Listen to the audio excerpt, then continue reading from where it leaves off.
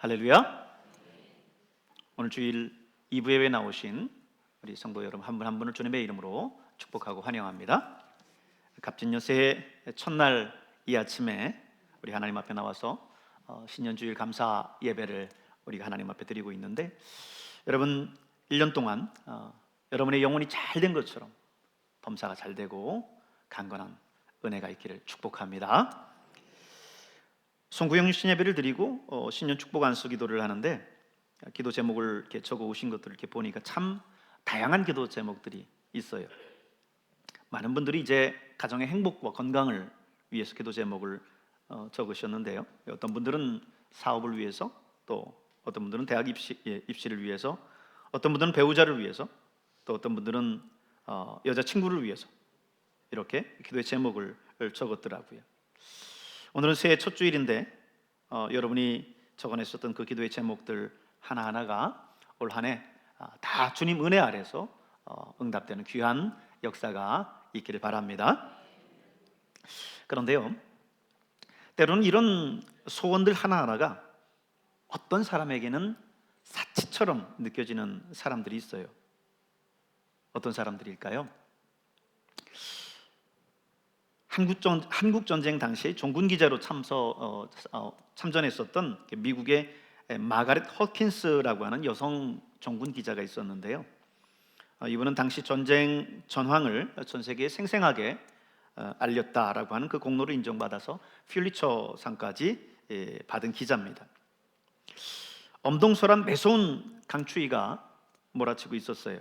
한 번은 전쟁 중에 미군이 전세가 불리해져서 후퇴를 하고 있었습니다.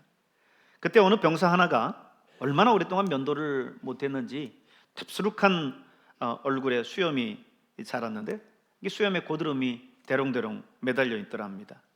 거기다가 옷은 얼어서 장작개비처럼 뻣뻣해져 있는데, 그래도 살겠다고 통조림 캔 뜯어서 허기를 때우고 있는 그런 모습이 얼마나 처량해 보이고 비참해 보이던지, 이 종군 기자가 그 병사에게 가서 물었습니다. 만일 하나님이 지금 당신에게 소원이 뭐냐고 이렇게 묻는다면 당신은 뭐라고 대답하시겠습니까? 이렇게 물었어요. 그랬더니 그 병사가 한참 동안을 생각을 하더래요. 그러더니 이렇게 얘기하더랍니다. Just give me tomorrow. Just give me tomorrow. 내가 다른 걸 원하는 게 아닙니다. 단지 내가 원하는 것은 내일을 주십시오. 내일을 주십시오라고 하는 소망이었습니다. 그렇습니다. 전쟁 상황 속에서 언제 누가 죽어나갈지 아무도 모르는 거죠. 전쟁 중에 보면 참전했었던 분들의 이야기를 들어보면, 우리는 영화 속의 전쟁을 그리다 보니까 멋지게 막 뛰어나가면서 이동 중에 총을 쏘고 그러는 걸 생각하지만, 전쟁 중에는 대부분 그냥 요만한 돌만 있어도 거기에 머리 쳐박고 총만 내놓고 쏘는 경우가 허다하다는 거예요. 여기저기에서 포탄 떨어지고 파편이 튀는데 여기저기에서 막 죽어나가는 소리들이 막 들리는 거죠. 지금 그에게 있어서 소망이 뭐겠습니까? 난 다른 거 바라는 게 아니라 난 내일을 주시면 됩니다 라고 하는 그런 소망이겠죠. 그렇습니다.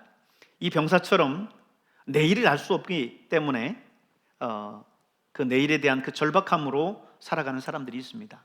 당장에 살아남는 것이 소원인 사람들이 있어요. 대학에 들어가는 것도 아니고, 사업에 번창하는 것도 아니고, 가정이 화목한 것도 그에게 있어서 소원이 아닙니다. 이런 것들은 다 내일이 있는 사람들이 원하는 것들이에요. 내일을 기약할 수 없는 사람들에게는 그저 그것이 사치일 뿐입니다. 그저 그들에게는 그냥 살아남는 것, 그것이 최고의 소원이에요. 다른 소원은 없습니다. 대장암 말기 환자에게 여러분 최고의 소원이 뭐겠습니까? 그 대장암을 극복하고 건강을 되찾는 거예요. 그것이 유일하고 가장 간절한 소원입니다. 부도를 앞두고 있는 사업가에게 가장 절박한 소원이 뭐겠습니까? 그저 그 위기를 벗어나는 것 아니겠어요? 그거 외에는 다른 걸 생각할 여유도 없습니다. 그렇다면 오늘 우리가 본문에서 만나게 되는 모세의 모세가 있는데 이 모세의 소망은 뭐였을까요? 우선 모세라고 하는 사람의 인생에 대해서 살펴볼 텐데요. 모세의 생애는 크게 세 부분으로 정확하게 구분이 됩니다. 40년, 40년, 40년. 첫 번째 40년은 애굽 왕궁에서의 40년입니다. 이스라엘 백성들이 애굽에 종살이를 할 때에 모세는 히브리 사내로 태어났어요. 그런데 당시 애굽 왕 바로는 히브리 민족이 너무 많아져서 애굽에 위협이 되면 안 되니까 태어나는 아이 중에 사내는 다 죽이고 여자아이만 살리도록 명령했습니다. 하지만 모세의 부모는 이 아이를 죽일 수 없어서 모세를 몰래 3개월 동안 숨겨서 키웠어요. 근데 더 이상 이 아이를 그렇게 키울 수가 없는 거예요. 그래서 결국 갈대 상자를 만들어서 안팎에 역정을 칠하고 물이 스미지 못하도록 한 다음에 거기 아이를 넣고 애굽의 나일 강가에 흘려보냈습니다. 그런데 놀랍게도요, 그 갈대 상자가 다른 사람이 아닌 바로의 딸에게 발견이 되고 그 안에 아기 모세가 응애하고 우니까 이 바로의 딸의 마음에 모성애가 작동해서 그 아이를 불쌍히 여기고 양자로 삼아서 애굽의 왕자로 키웁니다. 그래서 모세는 애굽 왕자로서 40년을 애굽에서 보냅니다. 그러다가 모세가 자기가 이제 히브리인이라고 하는 것을, 자기 정체성을 알게 돼요. 어느 날 자기 동족이 애굽 사람으로부터 억울하게 맞는 모습을 보고는 그 애굽인을 때려 죽입니다. 그런데 이 일이 그만 발각이 돼서 애굽을 도망 나와서 미디안 광야로 도망을 해요. 그래서 그곳 미디안 광야에서 40년을 보냅니다. 이전 40년은 호화로운 애굽의 왕국에서 지냈는데 이제 40년은 양들 틈에서, 그것도 광야에서 양들을 목양하면서 지내게 됩니다. 거기서 시보라라고 하는 여인을 만나서 결혼을 해서 첫 번째 아들을 낳는데 그 아들의 이름이 게르솜이에요. 근데요, 이 아들의 이름 속에 당시 모세의 절망감을 찾아볼 수 있습니다. 게르솜이라고 하는 이 아들의 이름의 뜻이 뭐냐면요, 내가 타국에서 나그네가 되었습니다 라고 하는 의미가 담겨져 있어요. 타국에 쫓겨와 있는 자신의 그 절망감을 표현한 이름입니다. 그도 그럴 것이 애굽에서 살았던 그 40년이 여러분 얼마나 화려하고 또 안락한 생활이었겠습니까? 그런데 지금의 생활은 그때와 비교하면 너무나 초라하고요, 정반대의 삶을 살아가고 있는 거예요. 절망스럽기 그지 없습니다. 덴마크의 철학자 키에르케고르는요, 죽음에 이르는 병이라고 하는 유명한 책을 남겼습니다. 그가 이 책에서 이런 말을 해요. 인간 육체의 질병은 인간을 죽음에 이르게 하지 않는다. 진정으로 죽음에 이르게 하는 질병은 정신의 질병, 곧 절망의 병이다 그랬습니다. 절망의 병이다. 그러면서 키에르케고르는요, 절망을 두 가지로 구분을 했는데요, 하나는 무엇에 대해서 절망하는 것, 그리고 또 다른 하나는 자기 자신에 대해서 절망하는 것, 이렇게 두 가지로 나누었습니다. 모세는 아마 처음에는 무엇에 대해서 절망을 했을 거예요. 그러나 미디안 광야에서 한 해 한 해 세월이 지나가면서 40년의 세월이 흐르면서 그의 절망은 무엇에 대해서 절망했던 그 절망에서 이제는 자기 자신에 대해서 절망하는 절망으로 바뀌었을 겁니다. 40년을 광야에서 양을 치던 모세에게 여러분 무슨 소망이 있겠어요? 미디안 광야로 도망왔었던 이 모세가 영원히 여기에 살려고 도망온 게 아니고 잠시 위기를 모면하기 위해서 나온 건데 이게 40년이라고 하는 세월을 흘러 보내게 만들었습니다. 그에게 이제 더 이상의 미래가 보이지 않아요. 40의 나이에 애굽에서 나왔는데 이제 80의 노구가 됐습니다. 머리가 허옇고 지팡이를 짚은 노인이 되어버렸어요. 그에게 무슨 소망이 있을까요? 새해 새롭게 뜨는 태양이 무슨 의미가 있겠습니까? 처음에는 내년에는 돌아갈 수 있겠지, 내년에는 돌아갈 수 있겠지 했는데 40년이라는 세월이 흐르면서 모세의 마음 가운데는 이제는 모든 것 다 포기하고 절망만이 자리 잡았습니다. 근데 여러분, 이 절망이라고 하는 것이요, 사람의 삶의 태도에 얼마나 큰 영향을 미치는지 모릅니다. 일단의 연구팀이요, 쥐를 대상으로 해서 태도가 사람의 삶의 의지에 어떤 영향을 미치는가라고 하는 것을 실험했어요. 근데 실험을 하기 위해서 이제 쥐를 가지고 실험을 했는데, 연구팀은요, 쥐 한 마리를 도저히 빠져나올 수 없는 그런 큰 물통에다가요, 빛이 하나도 들어오지 않도록 깜깜하게 차단한 뒤에 쥐가 거기에서 헤엄을 포기할 때까지 걸리는 시간을 쟀어요. 참 인간은 어떻게 생각하면 잔인해요. 별걸 다 실험하기도 하고요. 얼마나 근데 견뎠을까요? 쥐가 거기서요 3분을 조금 넘게 헤엄을 치면서 버텼습니다. 근데 이번에는 또 다른 쥐를 대상으로 해서 똑같은 조건을 만들어 놓고, 다른 한 가지는 뭐냐면 한 줄기 빛을 들어가게 만들어 놨어요. 그랬더니 그 쥐가 얼마를 그곳에서 버텼을까요? 쥐가요 약 36시간 이상을 헤엄쳤다고 합니다. 빛을 보지 못한 쥐보다 무려 700배를 오랫동안 버틴 거예요. 이야, 이유가 뭘까요? 그것은 빛을 보지 못한 쥐에게는요 희망이 없었던 거예요. 칠흑 같은 어둠 속에서 여기서 빠져나갈 곳이란 보이지 않는다 생각했기 때문에 그는 절망하고 결국 삶에 대한 끈을 놓은 거죠. 그런데 빛이 비친 그 조건 속에서 쥐는 살고자 하는 희망이 넘쳤어요. 자, 저곳이다, 저곳을 향해서 가면 난 살 수 있다 하고 계속 희망을 가졌던 거지요. 여러분, 사람도 마찬가지예요. 한비아의 지도 밖으로 행군하라라고 하는 책이 있는데요, 이런 이야기가 나옵니다.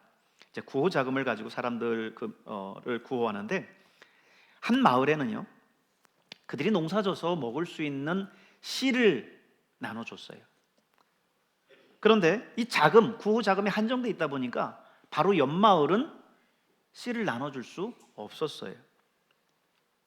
그런데 씨를 받은 그 마을 사람들이 열심히 씨를 심었겠죠.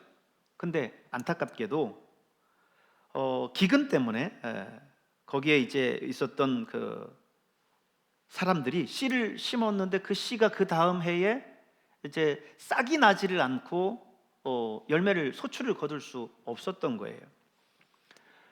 그런데 그 기근 속에서요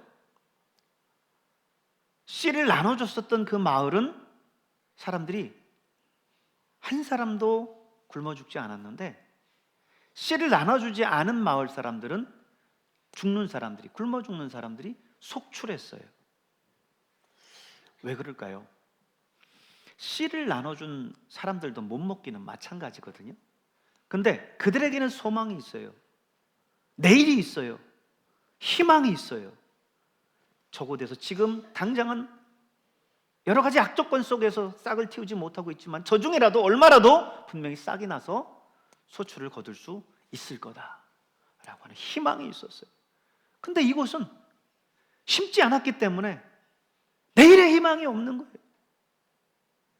그들이 희망이 없기 때문에 거기에서 견디지 못하고 굶어 죽게 된 거죠. 여러분, 절망이라고 하는 것이 얼마나 무서운지, 그리고 또 반대로 희망이라고 하는 것이 얼마나 우리에게 큰 힘을 가져다 주는지 단적으로 얘기해 주는 내용입니다. 40년이라고 하는 그 오랜 세월 동안 모세의 삶과 환경 속에는 전혀 변화가 일어나지 않았습니다.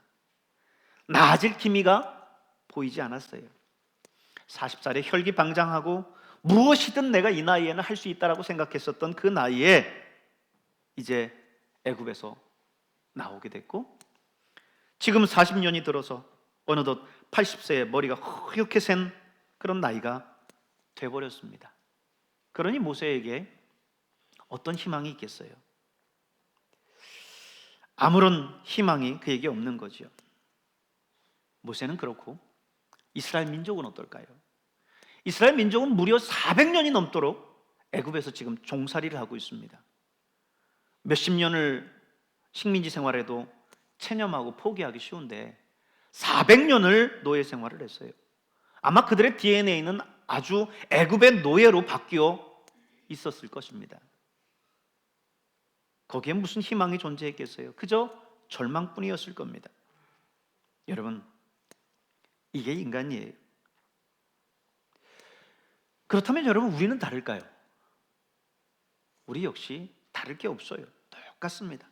그러나 우리가 이 시점에서 우리가 잊지 말아야 될 것이 있습니다. 그건 뭡니까? 우리가 믿는 하나님. 우리가 믿는 하나님은 희망의 하나님이라는 거예요. 우리가 믿는 하나님은 절망의 하나님이 아니라 희망의 하나님이라는 것입니다. 인간이 영원한 멸망을 향해서 달려가고 더 이상 소망이 보이지 않는데도 불구하고 하나님은 당신의 외아들의 십자가에 못 박기까지 인간을 포기하지 않으셨습니다. 포기하지 않고 희망의 끈을 놓지 않으셨습니다. 창세기 아브라함의 이야기를 기억하시죠? 세 천사가 소돔과 고모라 섬을 멸망시키기 위해서 가는데 아브라함을 만났습니다. 아브라함이 그 땅을 위해서 혹 거기에 살고 있는 그의 조카 롯을 위해서 중보합니다. 거기에 의인 50이 있어도 그 땅을 멸하시겠습니까? 45인이 있어도 멸하시겠습니까? 40명, 30명, 20명, 10명이 있다고 한다면 그 의인이 있는데도 불구하고 멸하시겠습니까? 하나님 뭐라고 말씀하십니까? 천사를 통해서 하나님의 뜻을 전하기를 의인 10명이 있어도 그 땅을 내가 멸하지 않을 것이다. 하나님은 끝까지 포기하지 않으셨어요. 어떻게든 그 땅을 구원하기를 원하시는, 희망을 찾으시는 그런 희망의 하나님이십니다. 그 희망의 하나님이 오늘 절망 속에 빠져 있는 40년이라는 그 긴 기간 동안 희망이라고 하는 모든 것들을 다 이제는 잃어버리고 절망에 빠져 있는 그 모세에게 찾아가셨어요. 호렙산에서 양을 치면서 모든 것을 체념하고 살고 있었던 모세였습니다. 그 모세에게 하나님이 찾아가셨어요. 그리고 그 절망을 희망으로 바꿔주십니다. 꿈도 비전도 다 내려놓았었던 그 모세에게 하나님께서 희망을 명령하십니다. 9절에 이제 가라 말씀합니다. 꿈에도 가보고 싶었었던 그 애굽, 자신이 살았었던, 정말 화려하고 안락하게 살았었던 거기에서 애굽의 왕자로서 혹 그가 바로가 될 수 있는 그 기회를 가지고 있었던 그 애굽을 향하여서 이제 가라라고 희망을 명령하십니다. 그리고 10절에 보니까 이제 내가 너를 바로에게 보내어 너에게 내 백성 이스라엘 자손을 애굽에서 인도하여 내게 하리라 그럽니다. 절망 속에 있는 모세에게 애굽으로 가라는 희망을 명령하고 400년이라고 하는 긴 기간 동안 거기서 노예 생활을 하면서 절망 속에 있는 이스라엘 백성들에게 희망을 가지고 이제 출애굽할 수 있도록 지금 모세에게 명령하는 겁니다. 그렇습니다. 우리 하나님은 절망의 하나님이 아닙니다. 우리는 포기할지 몰라도 그분은 절대 포기하지 아니하시는 희망의 하나님이십니다. 여러분, 선지자 엘리야를 기억하시죠? 이세벨이 엘리야를 죽이려고 혈안이 되어 있습니다. 바알과 아세라 선지자 850인을 기손 시내가에서 다 죽여버렸어요. 그렇기 때문에 이 이세벨 왕비가 지금 바알과 아세라를 섬기던 그런 왕비 아닙니까? 이 엘리야를 죽이겠다고 혈안이 되어 있습니다. 엘리야가 큰일 났어요. 갈멜산 꼭대기 위에서 하나님 앞에 하늘에서 불을 내려달라고 기도할 때에 그 호기는 사라지고 두려움이 그를 감싸기 시작했습니다. 야, 나는 이제 죽었구나. 한 나라의 왕비가, 절대 권력을 쥐고 있는 그 왕비가 지금 바알과 아세라 선지자 죽였다라고 하는 그것 때문에 나를 죽이려고 지금 혈안이 돼서 군사를 보냈는데 나는 이제 죽을 수밖에 없다. 절망이 찾아왔습니다. 엘리야가 브엘세바 사막 한가운데까지 달리고 달려 도망합니다. 그런데 더 이상 지쳐서 도망할 길도 없습니다. 로뎀나무 아래 이제 쓰러져서는 하나님 앞에, 하나님, 내가 이제는 더 이상 살 희망도 없습니다. 차라리 여기서 저를 죽여주십시오. 제 목숨을 여기서 거둬주십시오. 이렇게 절망 가운데, 깊은 절망 가운데 빠져 있습니다. 그런데 여러분, 그때 하나님이 어떻게 하십니까? 까마귀를 보내셔서 굶주렸었던 엘리야에게 먹을 것을 공급하시고, 엘리야가 지금 일어나라 하면서 엘리야를 북돋아주면서 용기를 주시면서 일어나게 하십니다. 희망을 주십니다. 희망의 하나님이셔요. 하나님은 희망의 하나님이시고 절망이라고 하는 단어는 하나님의 사전에 절대 존재하지 않습니다. 오늘 하나님께서 모세에게 그렇게 희망을 명령하시는데 모세는 여전히 절망합니다. 11절을 보세요. 하나님, 내가 누구기에 바로에게 가며 이스라엘 자손을 애굽에서 인도하여 내릴까? 하나님, 지금 내가 가서 애굽의 바로가 된다면 모를까? 지금 이제 나의 경쟁자였었던 형제가 지금 바로가 돼서 나를 지금 기다리고 있는데 내가 거기에 어떻게 갑니까? 내가 간다고 하는 제 하나의 목숨 부지할 수 있겠습니까? 그리고 하나님 생각해 보세요. 400년 동안 저 생활에 지금 이거 있고 빠져 있는 저 백성이 내가 지금 그 애굽에서 나가자고 한다면 그 백성들이 나를 따라 나서겠습니까? 계속해서 모세는 절망을 얘기를 해요. 그러나 하나님은 그런 그에게 여전히 희망을 명령합니다. 12절을 보십시오. 내가 반드시 너와 함께 있으리라.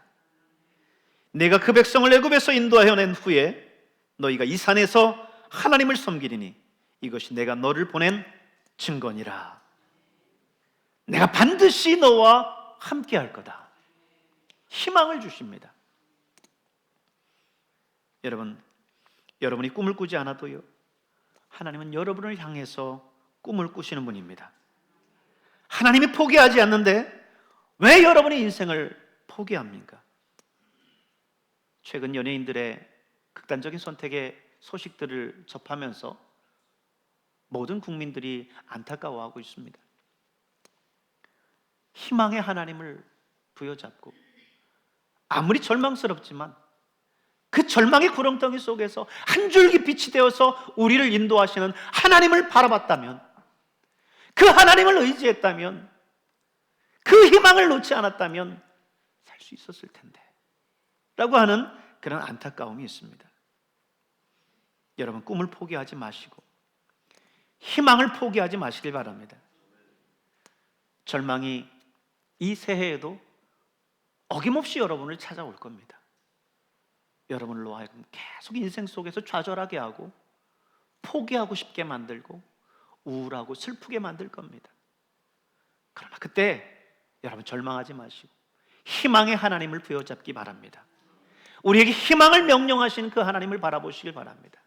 모세를 향해서 이제 가라, 내가 너와 함께 하리라 말씀하셨던 그 하나님을 바라보시길 바랍니다. 오늘 하나님께서 여러분에게 말씀하세요.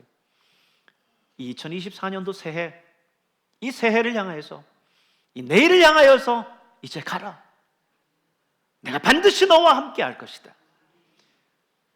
네가 고통 가운데 있다 할지라도, 네가 인생의 역경 광야와 같은 그 길을 걸어가고 있다 할지라도 내가 너와 함께 할 것이다. 여러분, 새해 첫날 이 하나님께서 주시는 약속의 말씀을 부여잡을 수 있길 바랍니다. 오늘 희망을 말씀하시는, 나와 함께 하시겠다고 말씀하시는 하나님의 말씀을 우리가 함께 보기를 원합니다. 이사야 43장 2절 3절에 있는 말씀을 한번 볼까요? 우리 같이 한번 읽겠습니다. 시작. 네가 물 가운데로 지날 때에 내가 너와 함께 할 것이라. 강을 건널 때에 물이 너를 침몰하지 못할 것이며 네가 불 가운데로 지날 때에 타지도 아니할 것이요 불꽃이 너를 사르지도 못하리니 대저 나는 여호와 내 하나님이요 이스라엘의 거룩한 이요 내 구원자임이라. 아멘.